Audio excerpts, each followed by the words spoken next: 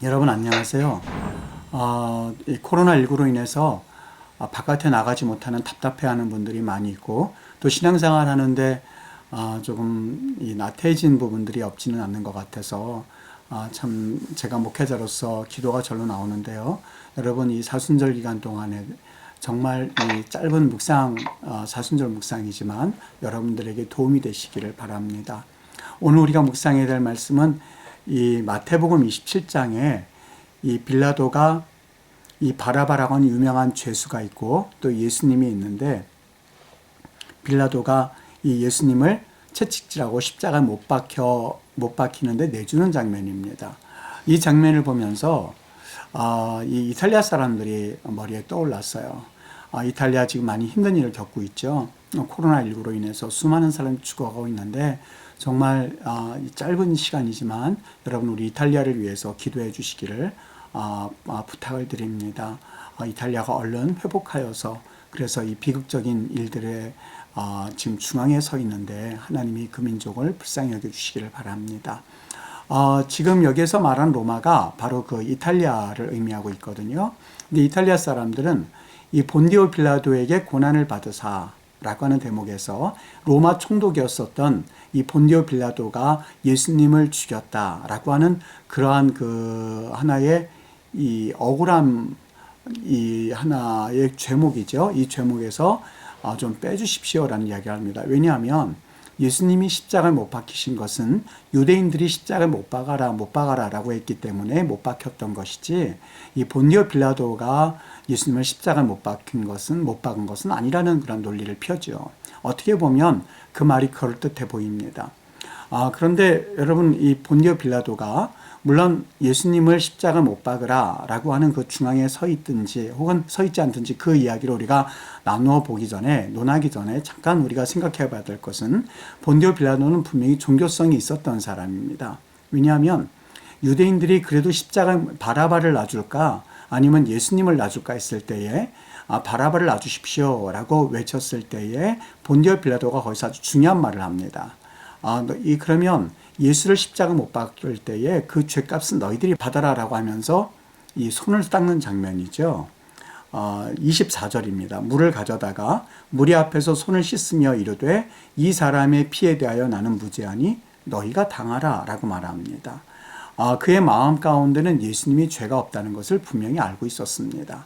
아무 죄도 없는 사람을 죽일 경우에는 그 피값이 자신에게 돌아와서 재앙을 겪게 된다고 하는 종교적 심리가 있었기 때문에 그는 이러한 발언을 하게 되었고 이런 행위를 하게 되었었던 것이죠. 그때의 백성들이 응답하죠. 백성들이 다 대답하여 이르되 그 피를 우리와 우리 자손에게 돌려라 라고 본디오 빌라도에게 말합니다. 역사 신학자들은 이 본문의 이야기가 이러한 그들의 그 하나의 죄값으로 그들이 아우슈비츠 그 수용소에서 600만 대학살이라고 하는 그런 고통을 겪게 되었다라고까지 말을 합니다. 물론 이것은 우리가 조금 더 논의해 보아야 할 내용입니다만 하여간 그러한 대답을 유대인들은 본디오 빌라도에게 행했었던 것이죠. 지금 이걸 우리가 볼 때에 예수님의 십자가 사건에서 빌라도 역할을 어떤 때는 이 증오적 감정을 가지고 이 사도신경을 고백하고 있습니다. 그런데 과연 우리가 이 문제를 그렇게 해결해 볼 수밖에는 없을까? 분명한 것은 이 본디오 빌라도에게는 종교성도 있었지만 정의성도 있었던 것을 알 수가 있거든요. 몇 번이나 회중들 앞에서 나는 그에게서 아무 죄도 찾지 못하겠노라 라고 말하면서 예수님의 무죄성을 선언을 했습니다. 법을 전공했던 행정관의 정의감의 기준에서 봤을 때는 예수님이 십자가에 못 박혀 죽을 만한 이유가 없었다고 하는 것이죠. 그런데 이 빌라도와 유대인들의 법 논리가 좀 달랐던 것이요. 유대인들은 빌라도는 알지 못하는 율법의 잣대를 가지고 예수님을 고소했었던 겁니다. 예수는 하나님의 아들이라고 한다라고 하는 그 죄목으로 고소를 했거든요. 그런데 이것이 로마의 법에 의해서는 전혀 문제가 될 것이 없었습니다. 전혀 문제가 될 수 없었습니다. 단지 율법에 의해서는 이거는 신성 모독죄가 됐었기 때문에 사형에 해당하는 죄목이었습니다만 빌라도에게 있어서는 이거는 아무런 죄 거리가 되지 않았었던 거예요. 그런데 이 빌라도는 이 말에 대해서 그 말을 듣고서는 물에다 손을 씻으면서 나는 그렇지 못하겠는 죄값은 너희가 받아라 라고 하면서 그들에게 넘겼던 것이죠. 빌라도는 확실하게 예수님은 죄가 없다는 것을 알고 그리고 그를 놓아주려고 했습니다만 유대인들이 아닙니다. 저 예수라고 하는 사람을 십자가에 못 박아야만 합니다 라고 하는 그들의 강력한 요구에 대해서 나는 모르니까 너희들 법대로 하고 그리고 손을 씻게 되었었던 것이죠. 이렇게 하면서 자신은 빠져나가려고 했습니다. 그런데 빌라도에겐 절대적 권한이 있었습니다. 그 당시 유대인들과 로마법에 의하면 유대인들은 사형 집행을 행할 권한이 없었습니다. 오직 사형 집행은 누구에게 권한이 있었냐면 바로 로마의 빌라도 총독에게 그 권한이 있었고 빌라도 총독에게 우리 율법의 잣대에 의하면 예수라고 하는 사람은 신성 모독에 해당이 되니까 예수를 못 박으십시오. 그런데 빌라도 입장은 아니다. 내가 사형의 권한은 가지고 있지만 예수님은 전혀 이 사형에 해당되는 죄목이 없었다라고 말했지만 그들은 계속해서 예수님을 십자가에 못 박으십시오, 못 박으십시오라고 주장을 하니까 이 빌라도는 여기에 견디지 못하고 그냥 예수님을 그들에게 내어주면서 자신은 죄가 없다라고 손을 닦았던 것이죠. 그냥 사실상 빌라도는 유대인들 회중을 향해서 아니야, 죄 없어, 무죄 석방 이렇게 할 수도 있었는데 그리고 아무 죄도 찾을 수 없었기 때문에 당연히 놔주었어야만 했었음에도 불구하고 그 행사를 그 자기의 이 권한을 행사해 버리면 끝이 나는 것을 가지고 유대인들의 마음을 사기 위하여서 그냥 그 죄목을 사실상 이 사형에 연결시키려고 그래서 그 자기도 거기에 동참했었던 겁니다. 그 이유로 그 증거로 예수님께 묻습니다. 네가 하나님의 아들이냐 이렇게 묻지 않고 뭐라고 그래요? 네가 유대인의 왕이냐? 여러분 이것은 정치적인 질문입니다. 유대 나라는 로마가 인정한 왕이 있었습니다. 헤롯이 그 사람이었습니다. 그런데 빌라도가 네가 하나님의 아들이냐라고 묻질 않고 그 유대인들이 하나님의 아들이라고 한 죄목 때문에 죽이려고 하는 것은 로마법에 의하면은 전혀 죄목이 되지 않기 때문에 로마법에 의해서 사용을 하기 위해서는 네가 유대인의 왕이냐라고 그 질문을 하게 되었고 그때에 예수님께서 내 나라는 이 세상에 속한 게 아니라 내 나라가 세상에 속한 것이었다면 내 종들이 싸워서 나로 유대인들에게 넘기우지 않게 하였으리라. 내 나라는 여기에 속한 것이 아니다 라는 말을 빌라도에게 하게 되었고 빌라도는 이 말을 듣고 심각한 고민에 빠지게 되었던 거죠. 아무리 봐도 죄가 없었던 겁니다. 내 권한으로 저 사람을 죽일 것인가 아니면 살려야만 할 것인가 이미 그는 마음의 결정이 나와 있었는데 그의 마음 가운데 저 사람은 무죄, 예수님은 무죄라고 하는 것이 그 마음에 담겨져 있었습니다. 그런데 그는 예수님을 사형에 처하게 되었습니다. 도대체 그 이유가 뭘까? 여러분 한번 그럼에도 불구하고 빌라도가 예수님을 십자가에 못 박음으로써 그는 예수님이 십자가에 못 박는 사형에 관한 그러한 사건의 중심에 서 있던 사람이었었다.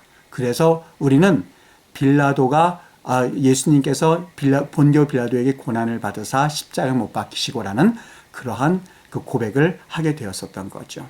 그가 영향을 받았던 것 세 가지가 있는데 여러분 이것은 우리가 다음 사순절 묵상 시간에 더 이어가도록 하겠습니다. 결론을 맺도록 하겠습니다. 사도신경에서 이탈리아 사람들은 본디오 빌라도에게 고난을 받으사 십자가에 못 박히시고 라는 이야기를 빼달라고 합니다.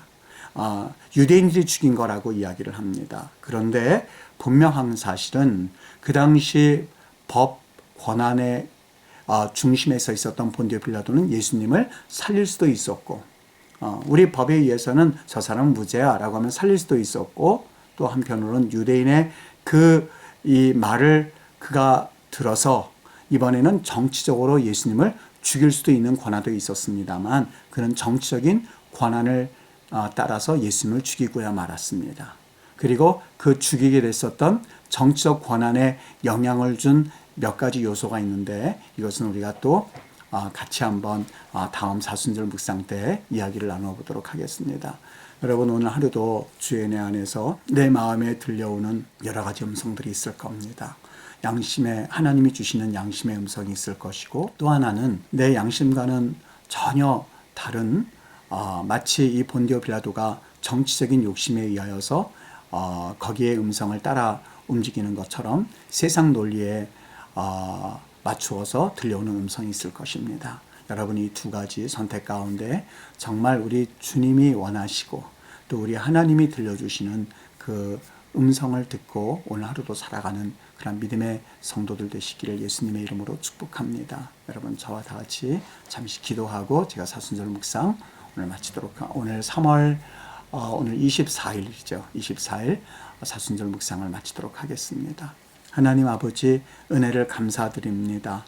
코로나19로 인하여서 온 나라가 뒤숭숭한 가운데 있습니다. 하나님 아버지 우리나라를 불쌍히 여겨주시고 또 우리 민족을 긍휼히만 여겨주시고 또 상공업 여러 가지 사업을 하는 분들의 그 사업장을 하나님이 지켜주시고 또 젖먹이 어린아이에서부터 노년층에 이르기까지 각 하나님 세대를 하나님께서 긍휼히만 여겨주셔서 하나님 이 코로나19가 절대로 그들을 영향을 주거나 그리고 그들을 위험에 빠뜨리지 않고 넘어갈 수 있도록 하나님 우리 민족들을 지켜주시기를 원합니다.